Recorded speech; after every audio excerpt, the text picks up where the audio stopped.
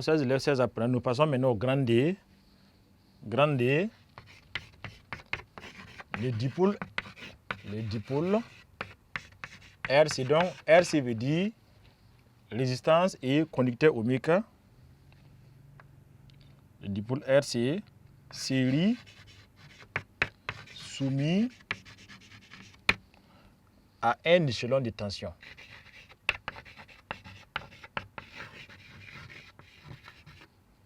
Soumis à un échelon de tension.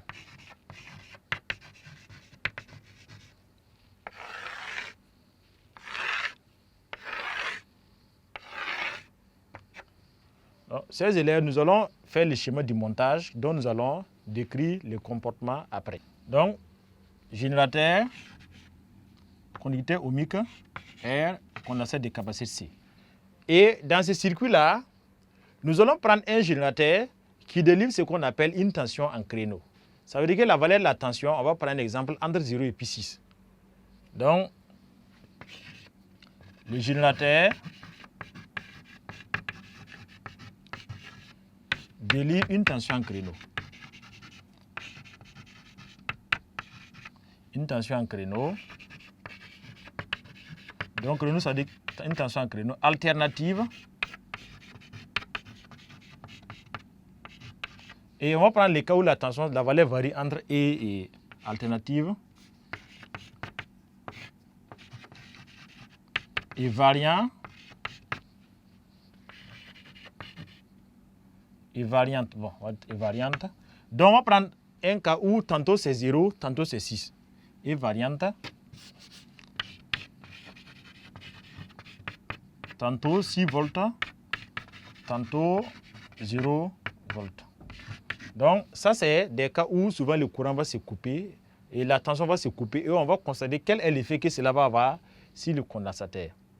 Pour ce fonctionnement, on a besoin d'un oscillographe. L'oscillographe va permettre de regarder, d'observer l'évolution de la tension au borne du générateur et de comparer à l'évolution de la tension que nous avons au borne du conducteur ohmique. Donc, on peut faire un branchement où, à partir d'ici,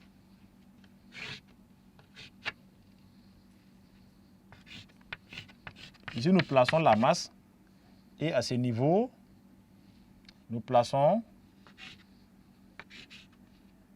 une voie. Donc, cette voie qui est placée ici va permettre de lire la tension entre la tension du GBF. Donc, entre la masse et cette voie, on lit la tension du GBF. Et entre également le condensateur et cette masse-là, on va lire la tension. Entre cette voie et puis la masse, on va lire la tension au borne du condensateur. Et on va observer sur l'oscillo quelle est l'allure des courbes qu'on peut avoir. Qu'est-ce qu'on peut avoir sur l'allure des courbes. Donc, sur cette voie-là, on va supposer que la courbe qu'on obtient s'appelle la courbe 1. Et ici, on va l'appeler la courbe 2. Et on va essayer de schématiser l'allure des courbes qu'on peut avoir lorsqu'on fait ces montages sur l'écran d'un oscillographe. Sur l'écran de l'oscillographe, comme le générateur, on a dit c'est un générateur qui dit une tension en créneau, tantôt 6, tantôt 0. Ça veut dire qu'on va voir de façon alternative. Donc, des fois, la tension va prendre la valeur 6 et des fois, la valeur va revenir à 0. Ensuite, pendant le même temps, ça reprend à 6 encore. Après, ça revient à 0.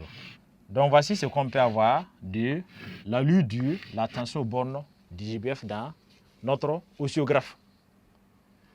On va maintenant regarder quelle sera l'allure de la tension au borne du condensateur dans notre oscillographe. Donc, parallèlement, on va superposer les deux courbes.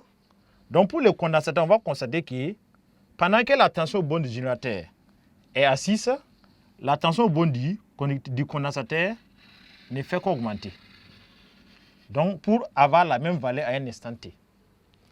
Et après, quand la tension du générateur revient à 0, au borne du condensateur, on va constater que pendant la même phase-là, alors elle décroît un peu, elle décroît jusqu'à s'annuler ici. Et quand le générateur repasse à 6 encore, le condensateur encore, sa tension commence à monter encore. Voilà, et puis elle va redescendre encore. Donc, quand l'autre va repasser à 0. Donc, voilà, en couleur, nous avons la tension au borne du condensateur et en blanc, c'est la tension au borne du générateur. Donc, qu'est-ce qu'on peut faire comme interprétation de cette courbe, ces deux superpositions de courbes que nous avons au tableau? Donc, les blancs, on va noter que ça, c'est C1 pour les générateurs. Et en couleur, ça, c'est CD, la courbe CD pour les condensateurs. L'observation qu'on va voir, c'est que pendant la phase, donc ici, on va noter T demi. Pendant la phase où la tension du condensateur est constante là, on va considérer que du générateur est constante plutôt, on va considérer qu'au niveau du condensateur, ça monte un peu. Et quand le U monte là, on a vu dans le cours que Q égale à C fois I. Donc si ce U est en train de monter, ça veut dire que ce Q aussi est en train de monter. La charge du condensateur ne fait qu'augmenter. On dit que pendant ce temps-là, nous sommes dans la phase de charge du condensateur parce qu'il est en train d'emmagasiner de l'énergie. Sa tension est en train de monter, donc son Q va augmenter et l'énergie stockée va forcément augmenter. Puisqu'on a vu que Q égale à, l'énergie stockée là est égale à 1 demi de C fois I au carré. Donc si ce U est en train d'augmenter, c'est que l'énergie stockée va augmenter. Parallèlement, pendant la phase où la tension du générateur revient à 0, on voit qu'au niveau du condensateur, la tension diminue un peu, jusqu'à s'annuler à un moment donné ici. Donc, de même, si on regarde l'énergie, si le U est en train de diminuer, c'est que le E est en train de diminuer. Donc, on peut indiquer dans cette partie-là, nous sommes dans la phase de décharge du condensateur. Le condensateur se décharge. Donc, son énergie stockée est en train de diminuer. Donc, c'est la phase de décharge du condensateur. Donc, on va dire alors de 0 à, ici on va appeler de 0 à T demi. Donc, ça c'est phase de charge. Et de T demi à T, ça c'est phase de décharge. Donc il a les deux phases. Au début de la charge, à T égale à 0, on voit que la tension au borne du condensateur là vaut 0. Au début et à la fin, la tension au borne du condensateur va passer à 6. Et l'autre côté, la tension va repasser de 6 à 0 aussi pendant la phase de décharge. Maintenant, comment évolue l'intensité du courant quand nous sommes sur chacune des phases? Donc au début, comme le condensateur, il n'y a pas de tension ici, là. Ici, la tension est supposée égale à 0. Ça veut dire que la tension, l'intensité du courant, là, équivaut à... C'est comme si on avait seulement un générateur avec un conducteur ohmique.